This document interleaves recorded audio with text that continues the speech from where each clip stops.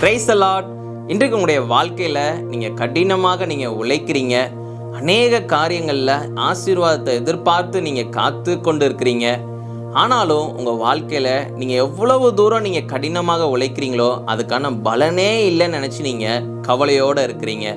சில நாட்களில் நீங்கள் கஷ்டப்பட்டு உழைக்கிறதுக்கு கொஞ்சம் கூட அதில் பலன் இல்லையே நினச்சி நீங்கள் வேதனையோடு இருக்கிறீங்க.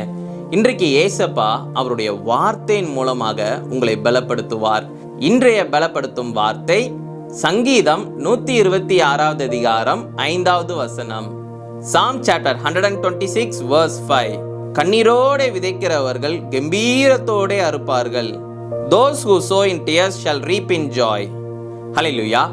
இன்றைக்கு வேத வசனம் சொல்கிறது, நீங்க கஷ்டப்பட்டு கடினப்பட்டு நீங்க ஜெபம் பண்ணி ஒவ்வொரு காரியங்களும் நீங்க கண்ணீரோட நீங்க செய்து கொண்டு இருக்கிறீங்க, கஷ்டப்பட்டு நீங்க செய்து கொண்டு இருக்கிறீங்க, கண்ணீரோட நீங்க ஜெபிக்கிறீங்க. ஆண்டவரே இந்த காரியத்தை வாய்க்க செய்யுங்க அப்படின்னு சொல்லி கர்த்தர் சொல்லுகிறார். நான் அந்த காரியத்துல உனக்கு ஒரு ஆசீர்வாதத்தை தருவேன் என்று வாக்கு பண்ணுகிறார். ஒரு ஊழியக்காரங்க இருந்தாங்களாம். அப்போ அந்த பகுதிகளில் அவர் ஊழியம் செய்து கொண்டிருந்தாராம். அப்போ அங்க இருக்கிற ஆத்துமாக்கள் எல்லாரும் அவங்க ரட்சிக்கப்படணும்னு சொல்லி அவர் ரொம்ப கஷ்டப்பட்டு அவர் அனுதினமும் அவர் நடந்தே போய் நின்று அந்த ஒவ்வொரு இடங்களையும் அவர் ஜெபிப்பாராம். ஆண்டவரே இவங்க எல்லாரையும் நீங்கள் ரட்சிங்க சுவாமி அப்படின்னு சொல்லி அவர் ஒவ்வொரு நாளும் கடினமாக அவர் ஆண்டவருக்காக ஜெபிக்கணும் ஜெபிக்கணும் ஜெபிக்கணும், தேசத்தில் இருக்கவங்க எல்லாம் ரட்சிக்கப்படணும்னு சொல்லி, அந்த பகுதியில் இருக்கிறவங்களாம் ரட்சிக்கப்படணும்னு சொல்லி அவர் கடினமாக அவர் ஆண்டவருக்காக அவர் ஊழியம் செய்து கொண்டு இருந்தாராம், ஜெபிச்சு கொண்டே இருந்தாராம். திடீர்னு மழை பெய்யுமா, திடீர்னு ரொம்ப வெயில் அடிக்குமா, அதெல்லாம் பார்க்காம அவர் ஒவ்வொரு பகுதிகளுக்கும் போய் நடந்தே போய் ஜெபிச்சு கொண்டே இருந்தாராம். கொஞ்ச நாள் ஆனதுக்கு அப்புறம் அவர் எந்தெந்த இடங்களுக்கெல்லாம் போய் ஜெபம் பண்ணாரோ, அழுது இந்த தேசத்தில் இருக்கிற இந்த மக்களை ரட்சிங்கப்பா, இவங்களுக்கு ஒரு விடுதலை கொடுங்கப்பான்னு சொல்லி ஜெபம் பண்ணாரோ, எல்லாருமே ஏசப்பாவை அவங்க ஏற்றுக்கொண்டாங்களாம்.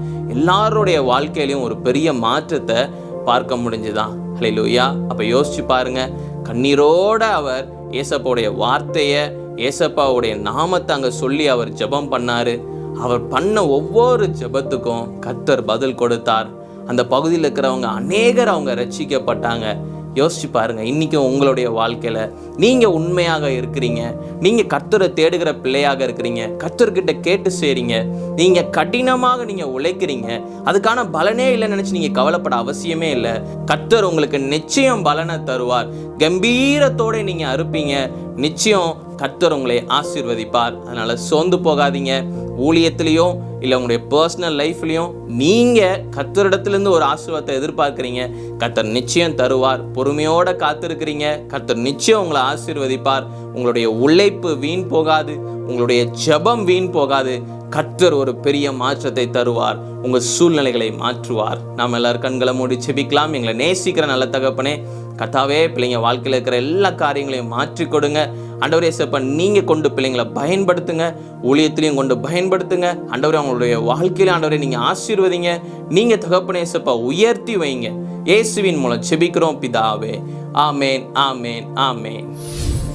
கர்த்தரை நம்பி நீங்க ஜெபம் பண்றீங்க, கர்த்தரை நம்பி ஒவ்வொரு காரியங்களும் செய்றீங்க, நிச்சயம் அதுக்கான பலனை நீங்க பார்ப்பீங்க. அவர் உங்களை ஆசீர்வதிப்பார்.